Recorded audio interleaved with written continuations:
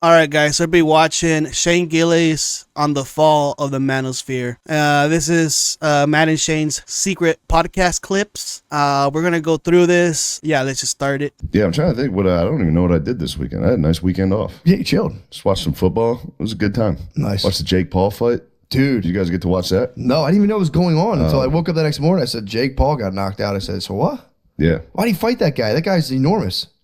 probably for $100 million. Yeah. I mean, that's really what people wanted to see is him get knocked out. Yeah, So the reason why he fought Anthony Joshua it was because Anthony was a replacement. Jake was supposed to fight Gervonta Davis, but due to legal reasons and there were some things that Gervonta did, allegedly Netflix decided to get him out, pull him out of the main event and try to find another replacement. And Jake was basically baiting anybody. I think at first it was Ngannou. With Francis Ngannou and Nate Diaz also reportedly being given offers to step in. And Ngannou declined. Francis Ngannou has responded to the offer and said he felt insulted and disrespected after Jake Paul's team approached him. Ngannou said that not only does he find it disrespectful that he's being considered as just a replacement, he also recently told Jake Paul to stay in his lane. But then Anthony Joshua basically was like, yeah, I'll do it. Fuck it. Easy fight for me. He said, why not? I said, what do you want me to say when I'm asked about it? And he said, tell everyone I'll fight anyone, anytime. It's not a problem for me. Who knows where it'll go? yeah. It looked like Anthony Joshua was kind of letting it go a little further. Yeah.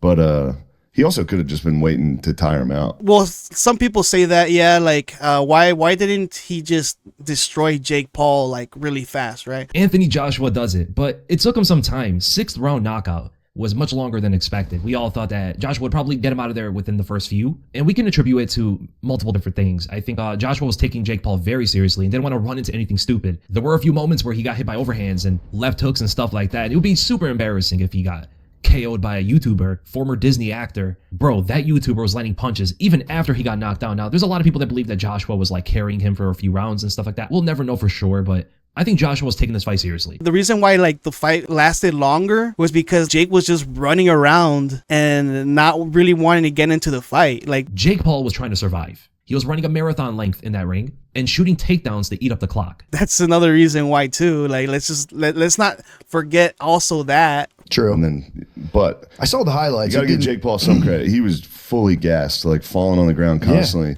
Kept getting up. Yeah, because he kept running from Anthony.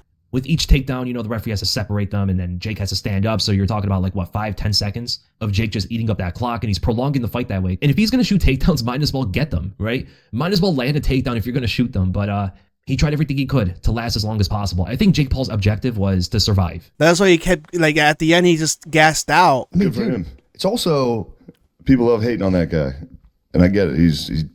yeah. He acts a fool. Yeah, he's like a YouTube guy, but it's But also, he did stand up, I think, with a fucking shattered jaw. and dude, I mean, fighting that guy's That's like fucking a terrifying. nasty boxer, but he's also Yeah. Anthony destroyed his jaw. And I think his jaw broke, like, in 3 places, too. Talk to me about what your jaw feels like. It's What, like two- a baseball in there. 4 Titanic plates. How many do you have? just one. It was bad. It was brutal. I mean, Anthony Joshua hits you with probably his hardest shot. You dropped and said, wow. I was like, wow, that was nice. he was so tired that he just had his hands up. He just couldn't defend himself at that point. And Did he surprise you with his power? No, but I mean, he surprised my jaw. way bigger. He was a heavyweight champ. Yeah, dude, that's what I'm saying. It's Yeah. like, One time. you got to give credit where it's due. Even if they were like, we had an agreement to not do a lot of damage, it's like, dude, if I that's a hilarious thing to say after the whole fight and, Jake Paul's jaw is now broken. Like,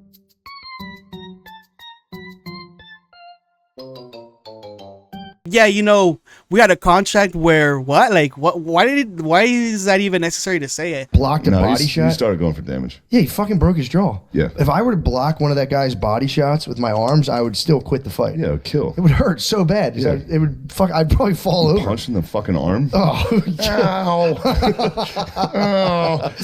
I'm doing, everybody that doesn't know how to fight in these fights just turns around and tries to walk away.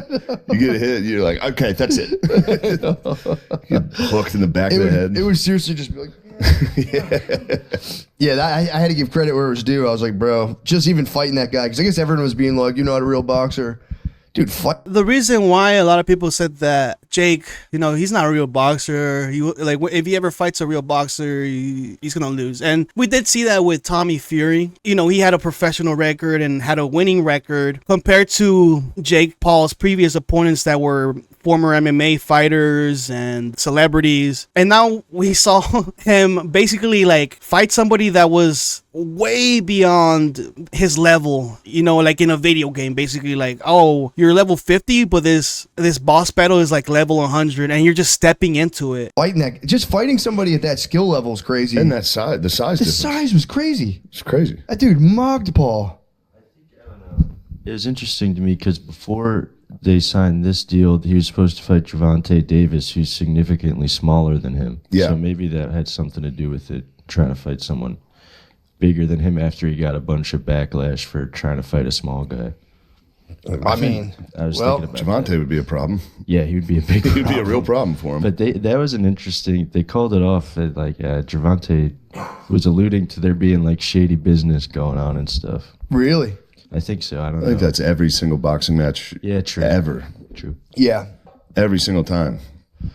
Yeah. So it was a lot of money for the fight or the event to not conclude, right? So maybe they said something to Gervonta or to Jake, like, hey, if you don't do this, like, there's no way of you getting paid at all, right? Like, I don't know. And because there are some things that Gervonta say, like, this is the most risky fight that Gervonta could take in the boxing. He actually has the balls and he's putting it on the line. And it's a much tougher fight than Floyd had against Conor in a crossover fight like that. So respect to him. It's going to be a show. And we can talk our shit at the end of the day, but people are going to tune in and we're both going to show out and someone's getting put to sleep. This is really scripted. Like, you really going off of something, huh? You see how you just threw that out there, Floyd, so I could just, y'all might not catch it, but right, okay. oh, like I gotta follow a script or something like that. But there's usually something like people say about Jake, like his fights are scripted. But I don't think that's the thing about it. Like I don't think that conspiracy theory is real. What the hell do I know, right? Yeah, that was like kind of the rumor stuff I heard online, that they believe there was like a contract clause to like not do a lot of damage. I think they at least let it go 3 or 4 rounds before you start swinging. Yeah, before you start. You What do you can mean? bet on how long the fight Yeah. lasts. Like my friend bet on it to go over 2.5 rounds, and like that's a lock if you Yeah. know that they're doing that sort of like it's pretty shady. Yeah. Well, I think that matters on the betting. Joshua versus Paul. This is silly. This is the sporting mismatch of my lifetime. The odds don't reflect that. There's a big gap, but it's not the most mismatched betting line in the history of sports. And the reason for that is not because there's a secret underground belief in Jake Paul's boxing. It's because there's a segment of the public that believes that this is a work, that this is scripted, that this is entertainment, that this is wrestling. I'm very confident those people are wrong. I'm just sharing with you that is why you don't have 20,000 to 1 odds, which is what this match truly is. When people bet, people can bet like, oh, this fight's gonna go 1 round, this fight's gonna go the second round, or it's gonna go all through all the rounds, and it's gonna be a draw, whatever it might be. And sure, there could be some sort of shady thing there, like who knows? But that's just all like hearsay there at that point. But shit, like I said, how the hell do I know? When you bring the sports book into it. True. I mean, that was, yeah, credit to him for even just taking the damage, because that was like, he was fucking wailing him, bro. But they said he never threw a straight right the whole time. I think he hooked him. Was that a hook? I think it was a hook. I think he just fucking hooked him. Yeah, that was crazy. All my heroes fell, dude. Yeah. Paul fell. Cobra Tate fell. Cobra Tate. I might have to step up into the manosphere. Wes Watson lost 80 pounds of muscle. I was telling you about that. I don't know if it's 80, but he lost a lot of muscle. And there's a dude on YouTube on Wes Watson's ass, bro. I think a lot of YouTubers shit on Wes Watson. Cobra Tate got exposed. You know, after a while, these guys, they have had their run. Little by little, things start falling apart. I forget his name is Johnny something. I forget his name, but he makes like real-time documentaries. Oh, he's talking about Johnny Bravo. In my last video, we saw how much Peggy, that piece of shit. He's like, he doesn't have any fucking muscle anymore, this little twerp. Oh, fuck. Just attacks him the whole time. But yeah, Wes Watson isn't even about muscles anymore. He doesn't even care. He's on the other shit. He's too busy. He's way too busy. Yeah. So, but yeah, the guy's on his ass right now. He's like, you're not even jacked anymore. All I saw was Cobra Tate getting hit with uppercuts. Yeah. Kind of just wild ass uppercuts. Yeah. I mean, it happens, bro. You step into the ring, obviously. Who am I to even talk? Of course. I don't have any dust. I'm not the man in the arena, but no, my heroes have fallen. Now I don't have any idea what to say to girls. Fuck, I didn't even think about that. Exactly. Think about the guys that worship these dudes, right? Their whole world is crumbling as well, And I mean, obviously, like, for the whole time that, Andrew Tate was talking so much shit, like, he didn't have any fights after. When he blew up, I think he retired, right? But then he recently came back, I think because he also bought Mischiefs, that boxing YouTuber thing. Misfits announced that Andrew Tate is the new CEO of the company and that KSI is out. And he wanted to prove something. Andrew Tate going up against Chase Damore. This is a fight that, as you can see right here, is going to be contested for the Misfits Boxing heavyweight title on the 20th of December. And he chose Chase Damore, who is this like Love Island, like, I don't know, like this reality show star. There's clips of him boxing. It's just like windmill punches and like the most Looney Tune ass like depiction of boxing we've ever seen, or I've ever seen, honestly. Like, we're still throwing there's the miss swing, Jesus. Oh my gosh. We're sticking the jab, we're moving the head. This is actually really elite level boxing if you think about it. Like, if I was able to maintain this, oh God, that's not my proudest moment. He thought it was gonna be just like a walk in the park for him, and Tate tried to blame God for his loss or something like that. One day later on Rumble, Tate said, quote, "Maybe God decided, you know what, Chase has been through enough with mocking and things on the internet. Chase doesn't need the loss right now. Andrew can handle the loss better. Maybe God decided." It was sad. I got to hit with that guy who beat him up. I need to hear what he thinks about What girls. does he think about how to approach women? I don't know. I'm waiting to hear. Probably throw a drink on him, spit on him, call him a whore. That's usually the message. I'm awaiting instructions for my new sensei. We'll find him. We'll find a new sensei. Who's going to be? Show me one guy in the manosphere who's still fucking standing strong. Milo Yiannopoulos. True. Yeah, I guess he could talk about what to say to girls too now. I don't know if He's you know. straight as hell. He's straight as a fucking arrow. So we talked to Milo about girls. I don't know. That'd be nice. Milo. I didn't know Milo was part of the manosphere. He's part of the manosphere. Or I don't know. Like, I don't know, man. Milo is such a crazy character. I think I'm not going to say much about Milo. Like, Milo is such a weird dude. He knows about girls. What are you talking about? Dude, he's a YouTube celebrity. You don't think he gets a ton of girls? Ton of bussy. Relax, Sean. I don't know. Or maybe it could be Nicki Minaj might be my new hero. Ooh. That's a good hero. That's a good one. Dude, she's...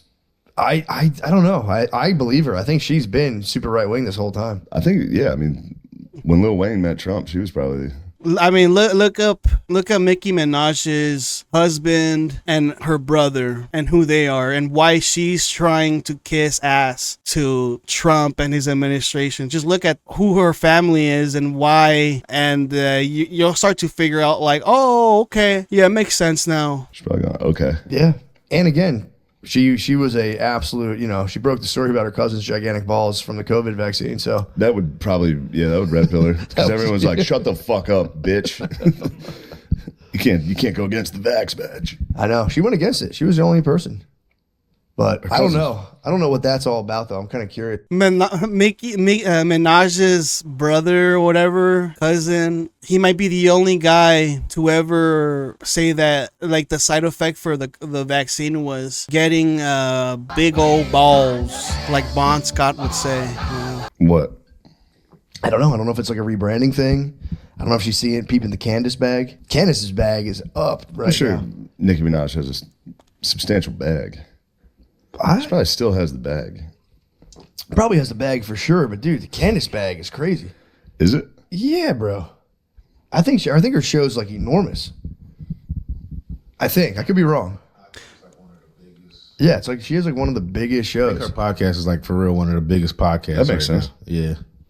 Since Charlie Kirk died, like she's been talking about it a lot, and it's blown up since then. She also has. I watched a couple of those episodes. Yeah, she adds a little. She's got her secret recipe. She has her secret ingredient. She's been adding to her show right now. Just being like blaming the Jews for everything. That shit's hot right now. She's pretty big in the podcast leaderboard. The reason why is because of all of the shit that she talks about, like France's Prime Minister Macron and his wife. He says that his wife is a man, and so she's being sued for that, I think, currently. I think you're sick. I think you're disgusting. And I am fully prepared to take on this battle. You are officially a very goofy man, Brigitte. But I got to give it to you. You've definitely got balls. And then she's saying some weird stuff about Charlie Kirk and how he died, and she's pointing fingers at certain people, and she's like basically just trailblazing or just creating chaos in the right-wing movement. People are just like, I guess, tuning in for the drama at this point, which, I mean, who doesn't love drama? I mean, bro, you give me the word, we can take this show to the top. It is hot. It's so fucking hot right now to be just go crazy, to go dumb on the JEWs. But nah, I just want to do a comedy podcast. Dude, I'm telling you, Of course it the is. biggest pods. Yeah. The biggest pods. Every single one of them. It's crazy. I mean, we're just fucking leaving money on the goddamn table. We are. We got to get in there. We got to do independent research. True. I don't know. I'll just make stuff up too. On what? Even Alex Jones is flabbergasted at this point of what Candace Owens is saying. Candace has a little lantern that has Charlie Kirk in it, and she can rub it, and then it goes, like she said, the dreams. And then when she has the dreams, we got to listen. Okay? Oh my God. Oh my God, Candace is the Messiah. Only Candace is investigating. Only Candace talked about the Charlie Kirk thing. Only Candace. And you're attacking her. Candace Owens is really a man 5 months ago before Charlie got killed. I mean, Candace Owens is saying like, oh yeah, like I take my dreams seriously, and what I dream is like happening in real life, and they mean something. Was Operation LOL, Candace has dreams. Why did she talk about her dreams? How dare she discuss her dreams? Only weird people have dreams and then tell others about them. Ugh, dreams are ridiculous. They shouldn't be listened to. So the question becomes, who exactly is making these terrible PR decisions? Like, who thinks, yeah, what we need to do today is we have to attack the dream. Just go at it and do not let up on the dream. I think I know the answer. I think it's someone who feels personally victimized by the dream. Show of hands, who feels personally victimized by Candace Owens' dreams? And to be honest, it's sort of hilarious that I didn't put 2 and 2 together. I was having incredibly vivid dreams. I began dreaming like I hadn't dreamed since I was a child because it was every night. It stressed me out. I expressed that to my husband through many tears. He told me that I should consult a priest, which I did, and we spoke about souls in purgatory. Anyway, today I feel that it is time to tell you the entirety of the repeat dream that I was having in those early weeks. Charlie said to me, I don't have much time. He followed that up explaining to me that I needed to see what happened on his left. And he told me explicitly they betrayed me, multiple people. And I said, I know, but who? And it's like a whole, like, it's weird. Like, I don't know if everybody's taking this shit whole seriously. Like, I wouldn't take any of this stuff that she says seriously, or who she thinks is like caused the death, or why they killed him, or whatever it might be. It seems all like such a huge like stretch, like Laffy Taffy like amounts of, stretch. She's #1, like at the end of this year, she hit #1 globally for downloads and views with 3.6 million daily streams. People want to know. I looked up her net worth though. Well, I guess you can't really. I don't know. What you mean? True it is. Those things are wrong. Yeah, it says like 20 mil for Candace Owens, and Nicki Minaj is like 150 million. Okay, well, I'll shut the fuck up then. But I don't think You're probably right though. Barbie, bro. Yeah, she had a lot of hits. You're probably right. Yeah, you're probably right. I don't know. And she was on Lil Wayne's music label too, so yeah, you know. You know what I mean? Probably. I mean, Young Money. Come on, bro. Yo. Come on, bro. How big? What are we talking about? True. I guess it's not on. Yeah. Why is it not on Spotify? It is. Peep number 9. Oh. Peep number 7. Uh-oh. True. And we don't have to be nasty like that. That's true. We're number 7. We're just good boys. Good boys. Yeah, we're just getting GBPs around here. Too Lazy to Try did a couple of videos about it, and I was hella flabbergasted. I was like, who the hell believes Candace Owens at this point? Like, I think the reason why like Candace has been blowing up recently is because of all the drama that she's been put in and putting herself in with Erica Kirk and the TP USA people, and the drama that she has with Alex Jones, and I think also Tim Pool, and how she's just basically like doesn't care anymore about the movement, the MAGA movement, and she doesn't care if they win the midterms. It's like causing a shift in the political leanings of a generation for the first time in history is now in dire straits. Their leader and founder murdered, and prominent pieces of human trash are trying to destroy it. Candace Owens is a fucking evil scumbag. She is a degenerate.